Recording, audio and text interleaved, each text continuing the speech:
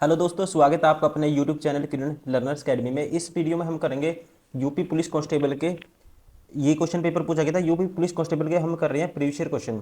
और ये question paper पूछा गया था 25/10/2018 को फर्स्ट शिफ्ट में। जितने भी क्वेश्चन आए थे इस पेपर में जनरल अवेयरनेस के सारे वो क्वेश्चन कवर करेंगे। ये हमारी बुक भी आती है किरण पब्लिकेशन की दोस्तों, तो इसमें सारे क्वेश्चन आपको मिल जाएंगे। ठीक है, अभी इसी बुक का हम कर रहे हैं वीडियो सोल्यूशन। सारे क्वेश्चन आपको एस बुक में मिल जाएंगे, आप यहाँ से भी प्रैक्टिस कर सकते हो और एक जल्दी से रिवीजन के लिए आप यूट्यूब से भी कवर कर सकते हो। तो अभी स्टार्ट करते हैं। ये जनरल अवेयरनेस, जितने भी क्वेश्चन है जनरल अवेयरनेस के इस पेपर में वो सारे कवर करेंगे। ऐसे ही हम करते हैं। फिर इसी पेपर का मैथ आप अलग वीडियो में देखोगे, जो हिंदी होती है वो अलग वीडियो में देखोगे। तो ऐसे करते करते हम पूरा वीडियो अलग अलग आपके लिए सब्जेक्ट वाइज वीडियो में कवर करते हैं। अभी स्टार्ट करते हैं इसको। ठीक है, general awareness first question. Bharat के संविधान का अनुच्छेद 66 किससे संबंधित है? तो आप ध्यान रखेंगे दोस्तों, जो अनुच्छेद 66 है, article 66 is related to election of vice president. ठीक है, किससे संबंधित है? उपराष्ट्रपति का चुनाव। Question number 2, the capital of Syria is. Syria की राजधानी क्या है? ठीक है, तो ध्यान रखेंगे दोस्तों, सीरिया की जो राजधानी है ये है दमिश्क। क्या है? दमिश्क। Option second is correct.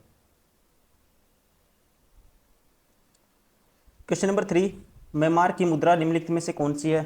ठीक है, म्यांमार की मुद्रा निम्नलिखित में से कौन सी है?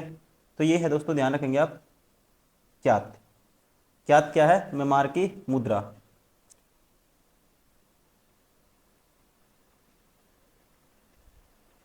क्वेश्चन नंबर 4, अफ्रीका महाद्वीप का सबसे अधिक आबादी वाला देश निम्नलिखित में से कौन सा है? ये क्वेश्चन बहुत बारी पूछा जाता है, तो ध्यान रखेंगे ये है Nigeria. Option second is correct. Question number 5, उत्तरी अमेरिका के निम्नलिखित में से देशों में से कौन से देश में वन भूमि का क्षेत्रफल उसके कुल भूमि क्षेत्र के प्रतिशत के रूप में उत्तरी अमेरिका क्षेत्र में सबसे अधिक है? ठीक है, तो ये है दोस्तों, ध्यान रखेंगे, कनाडा। क्वेश्चन नंबर 6, निम्नलिखित में से कौन सी नदी बंगाल की खाड़ी में नहीं गिरती है? बंगाल की खाड़ी में जो नदी नहीं गिरती वो आपको बतानी है। तो ये है नर्मदा नदी। ठीक है, कौन सी है? नर्मदा नदी, जिसे रीवा नदी भी कहा जाता है। यह मध्य प्रदेश के अनूपपुर जिले में स्थित अमरकंटक पहाड़ी से, ठीक है, नर्मदा कुंड से निकलती है। ध्यान रखेंगे, option first is correct. Question number 7, मानवाधिकार कार्यकर्ता कृति भारती किस सामाजिक बुराई के विरुद्ध लड़ाई में शामिल है? तो ध्यान रखेंगे आप, इसका राइट आंसर होगा बाल विवाह। बाल विवाह। ठीक है, कृषि भारती राजस्थान की एक सामाजिक कार्यकर्ता हैं और 2011 में उन्होंने लड़कियों के अधिकारों के बारे में लोगों को शिक्षित करके बाल विवाह को रोकने के लिए, मदद के लिए, ठीक है, एक सारथी ट्रस्ट की स्थापना की थी। ध्यान रखेंगे, ऑप्शन थर्ड इज करेक्ट, बाल विवाह। क्वेश्चन नंबर 8, भारत सरकार छत्तीसगढ़ को एक विशेष नक्सल विरोधी युद्ध बल प्रदान करने जा रही है, उसका नाम क्या है? तो ये क्वेश्चन पूछा गया था दोस्तों उस टाइम 2018 में, तो इसका नाम था ब्लैक पैंथर। क्या था? Black panther. Option first is correct. Question number 9, Bharat और पाकिस्तान के बीच किस वर्ष शिमला समझौते पर हस्ताक्षर किए गए थे? तो ये किए गए थे कब? 2 जुलाई 1972 को। 2 जुलाई 1972, option second is correct. Question number 10, 2018 में किस शहर में नाबार्ड ने जलवायु परिवर्तन केंद्र स्थापित किया था? तो ये किया था, उस टाइम में क्वेश्चन पूछा गया था, कहाँ पे? लखनऊ में। क्वेश्चन नंबर 11, अंतर्राष्ट्रीय मुद्रा कोष की प्रबंधक निदेशक और अध्यक्ष क्रिस्टिन लागर्डे किस देश से संबंधित है? तो ये रिलेटेड है किससे? फ्रांस से। Option third is correct. Question number 12, खून में कुछ कोशिकाओं की उपस्थिति के कारण रक्त के थक्के का गठन होता है, इन कोशिकाओं को क्या कहा जाता है? ठीक है, जो ये सेल है दोस्तों इनको कहा जाता है, ध्यान रखेंगे आप, option 4 thrombocyte. Thrombocyte, option 4 is correct. ठीक है, और इसे प्लेटलेट्स भी कहा जाता है। ठीक है, ये भी ध्यान रखेंगे। Question number 13, during fertilization in living beings fusion of male and female gametes take place to form a cell called. ठीक है, जीवित प्राणियों में निषेचन के दौरान नर और मादा गैमीट का संलयन एक कोशिका बनाने के लिए होता है, जिसे कहा जाता है, इसे कहते हैं क्या? जायोगोट। ठीक है, हिंदी में बोलते हैं युग्मनज। Option first is correct. Question number 14, आराम करने वाले व्यक्ति की नाड़ी की दर आमतौर पर प्रति मिनट डैश धड़कन के बीच होती है। ठीक है, ये होती है, ध्यान रखेंगे, ऑप्शन सेकंड 60 to 75। इसका राइट आंसर होगा 60 to 75। 18 वर्ष या उससे अधिक उम्र के वयस्कों के लिए व्यक्तियों की जो शारीरिक स्थिति और उम्र के आधार पर सामान्य हृदय की जो धड़कन है दोस्तों 60 से 100 बीट्स प्रति मिनट बीपीएस के बीच होती है। और 6 से 15 वर्ष की उम्र के बच्चों के लिए यह 70 से 100 के बीपीएम के बीच में होती है। ठीक है, ऑप्शन इसका आएगा according to this, option second is correct. Question number 15, एक बार डाले जाने के बाद गर्म करके नरम नहीं किए जा सकने वाले प्लास्टिक को क्या कहा जाता है? इसे कहते हैं थर्मोसेटिंग प्लास्टिक। क्या बोलते हैं? Thermosetting plastic. Option 4 is correct. Question number 16, एक वयस्क इंसान सामान्य रूप से 24 घंटे में लगभग 1 से डैश मूत्र विसर्जित करता है, तो ये करता है दोस्तों, option 4 1 to 1.8 litre.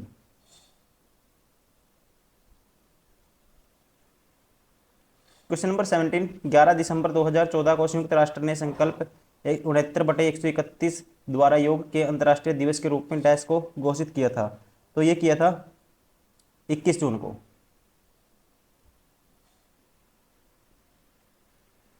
Question number 18, 1943 में विटामिन के आविष्कार के लिए डैश को नोबेल पुरस्कार दिया गया था, तो इनका नाम था, क्या नाम था, ध्यान रखेंगे आप, डोइची एंड डैन। ठीक है ना, option second is correct.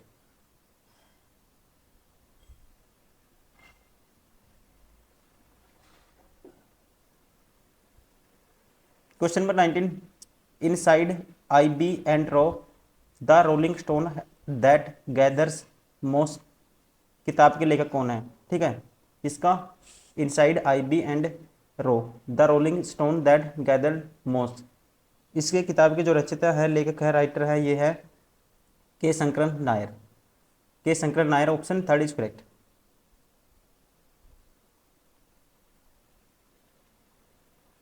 Question number 20, किस संशोधन ने संसद और राज्य विधानमंडलों पर माल और सेवा को नियंत्रित करने वाले कानून बनाने के लिए एक साथ शक्ति प्रदान की?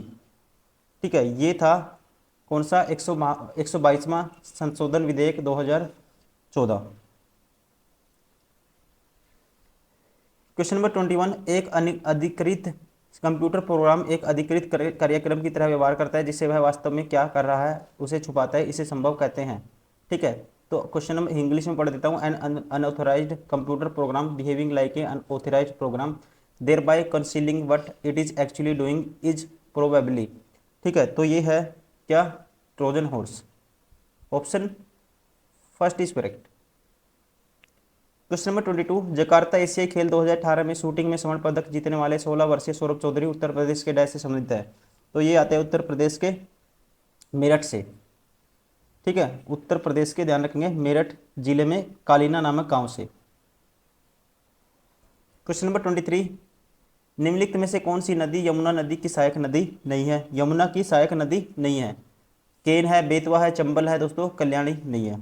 ठीक है ना, चंबल, सिंध, बेतवा, केन, ये सारी यमुना की सहायक नदी हैं, और रुद्रपुर की कल्याणी नदी इसकी सहायक नदियों में से शामिल नहीं है।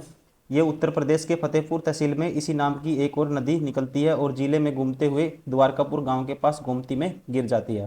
ठीक है, तो ये इससे संबंधित नहीं है, ऑप्शन 4 इज करेक्ट, कल्याणी नदी। क्वेश्चन नंबर 24, मृदा जिसमें मुख्य रूप से पोटास की कमी होती है उत्तर प्रदेश के डैश जिले में पाई जाती है? यह मृदा पाई जाती है पोटेशियम की कमी वाली उत्तर प्रदेश के जौनपुर में। ठीक है, कहाँ पे? उत्तर प्रदेश के जौनपुर में। क्वेश्चन नंबर 25, उत्तर प्रदेश का निम्नलिखित में से कौन सा जिला बुंदेलखंड का हिस्सा है? ठीक है, बुंदेलखंड में दोस्तों कौन सा आता है? महोबा। ठीक है, जैसे महोबा, चित्रकूट, झांसी, जालौन, ललितपुर, बांदा और हमीरपुर, ये सारे शामिल हैं, ध्यान रखेंगे आप, option third is correct. Question number 26, Ashok स्तंभ में उत्कीर्ण किए हुए शेर का मुख जिसे भारत सरकार द्वारा राष्ट्रीय प्रतीक के रूप में अपनाया गया है डैश के संग्रहालय में संरक्षित है, तो ये है कहाँ पे, सारनाथ में। क्वेश्चन नंबर 27, चंदेल शासन के दौरान उत्तर प्रदेश का निम्नलिखित में से कौन सा क्षेत्र जेजाक मुक्ति या जयहोटी के नाम से जाना जाता था? ठीक है, तो ये था दोस्तों Bundelkhand. Option second is correct. Question number 28, Uttar Pradesh के महिलाओं से संबंधित पहली पत्रिका डैश 1847 में प्रकाशित करने का श्रेय जाता है, जिसके संपादक भारतेंदु हरिश्चंद्र थे? तो ये है, ध्यान रखिएगा, इसका जो राइट आंसर होगा ये होगा ऑप्शन 1 बाल बोधनी। ठीक है, Bal Bodhini, option first is correct. Question number 29, प्रसिद्ध सितार वादक नवाब इनायत खान उत्तर प्रदेश के डैश से संबंधित है? तो ये आते हैं कहाँ से? ऑप्शन सेकंड इटावा से। ठीक है, Mainpuri Etawah, option second is correct. Question number 30, तीसरी बौद्ध परिषद किस शहर में आयोजित की गई थी? दोस्तों तीसरी जो बौद्ध संगति थी ये की गई थी, ध्यान रखेंगे आप, पाटलिपुत्र में। ठीक है ना, 250 ईसा पूर्व में पाटलिपुत्र में सम्राट अशोक के संरक्षण के तहत आयोजित किया गया था इसको, और इसकी अध्यक्षता वयोवृद्ध भिक्षु ये मोगली पुतिप्स ने की थी। क्वेश्चन नंबर 31, भारतीय रिजर्व बैंक की स्थापना किस वर्ष हुई? ठीक है, भारतीय रिजर्व बैंक की स्थापना हुई थी दोस्तों ऑप्शन सेकंड 1935 में। क्वेश्चन नंबर 32, चेमांचेरी कुन्ही रामन नायर निम्नलिखित में किस नृत्य रूप के उल्लेखनीय नर्तक हैं? तो ये रिलेटेड है किससे? कथकली से। ठीक है ना, option second first is correct. किससे? कथकली से। क्वेश्चन नंबर 33, खाद्य और कृषि संगठन कॉर्पोरेट सांख्यिकी डेटाबेस 2016 के अनुसार प्याज के उत्पादन में विश्व स्तर पर भारत की रैंक कौन सी है? तो अकॉर्डिंग टू, ठीक है, 2016, तो ये रैंक थी second, option second is correct. Question number 34, वित्तीय वर्ष 2017-18 के दौरान भारत के निर्यात में वृद्धि का प्रतिशत क्या है? ठीक है, ये वृद्धि का जो प्रतिशत था 9.8% अकॉर्डिंग टू क्वेश्चन। ठीक है, ये क्वेश्चन आप यहाँ से टॉपिक उठा सकते हो कि ये क्वेश्चन इस टाइप के पूछे गए, ये टॉपिक आपको कवर करने हैं। क्वेश्चन नंबर 35, भारत के संविधान के निम्नलिखित में से कौन सा भाग नागरिकता से संबंधित है? तो दोस्तों ये है भारतीय संविधान का भाग second, option second is correct.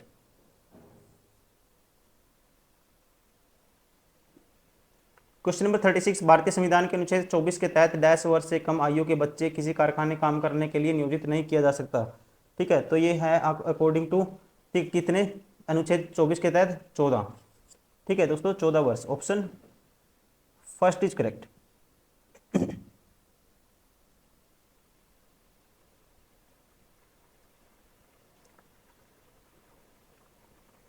Question number 37, Bharat के संविधान का निम्नलिखित में से कौन सा अनुच्छेद राष्ट्रपति के चुनाव की प्रक्रिया से संबंधित है? राष्ट्रपति के चुनाव की प्रक्रिया से संबंधित है दोस्तों, ये है, ध्यान रखेंगे, आर्टिकल 55। ठीक है, भारतीय संविधान का अनुच्छेद 5 राष्ट्रपति के चुनाव के तरीके से संबंधित है। यह बताता है कि जहां तक की व्यवहारिक है, राष्ट्रपति के चुनाव से विभिन्न राज्यों में प्रतिनिधित्व के पैमाने की एकरूपता होगी और राष्ट्रपति के चुनावों को एकल आनुपातिक प्रतिनिधित्व प्रणाली के अनुसार आयोजित किया जाएगा। Option second is correct. Question number 38, निम्नलिखित में से कौन भारत में पहली लोकसभा उप सभापति थे? ठीक है, तो इनका नाम है दोस्तों, ऑप्शन क्या नाम है?